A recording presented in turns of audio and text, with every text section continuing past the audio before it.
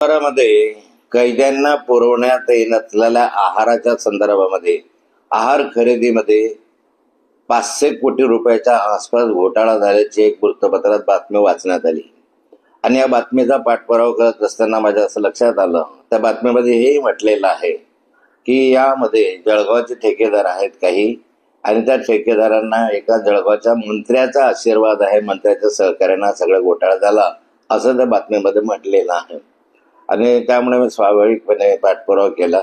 त्यामध्ये लक्षात असं आलं की अशा स्वरूपाची खरेदी जी आहे ती जवळपास 350 कोटी रुपयाची खरेदी झालेली दिसते आहे.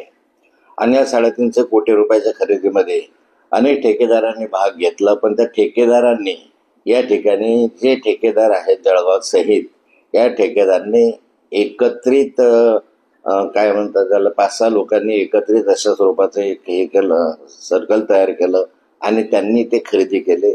आहार अत्यंत निकृष्ट दर्जाचा आजही दिला जातो अशा स्वरूपाचं कैद्यांना विचारणा केली असता मला लक्षात आलं. मुळामध्ये या संदर्भात एक कैदी जो एका महिन्यापूर्वी सुटून आला, तो माझ्या अत्यंत जवळचा नातेवाईक आहे आणि त्याला मी स्वतः बोलून खात्री केल्यानंतर लक्षात असं आलं की जनावर सुद्धा खाणार नाही अशा स्वरूपाचा आहार हा कारागृहामध्ये कैद्यांना दिला जातो आणि एवढ्या मोठ्या प्रमाणावर कैद्यांसाठी खर्च केला जातो, परंतु प्रत्यक्ष त्या ठिकाणी निकृष्ट अन्न दिलं जातं.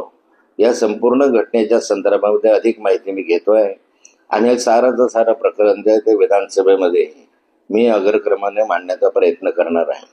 यामधले जे दोषी असतील त्यांना शासन झालं पाहिजे. कैदी असला तरी त्याला जे काही निकष आणि नियम सरकारने दिलेले आहेत किंवा जे मान्य केलेले आहेत त्याप्रमाणे त्यांना मिळायला पाहिजे. पण त्याच्यामध्ये जर 350-500 कोटी रुपयापर्यंत घोटाळा होत असेल तर हे योग्य नाही आहे. अनेकांचे राजकीय आशीर्वाद याला असू शकतात, सरकारच्या मधलेच कोणी मंत्री याला पाठीशी घालू शकतात आणि त्यामुळे या घोटाळ्याचा पाठपुरावा मी करणार आहे. नवीन घडामोडी पाहण्यासाठी आजच आम्ही मुंबईकर 24 तासला लाईक करा, सबस्क्राईब करा आणि अपडेट रहा.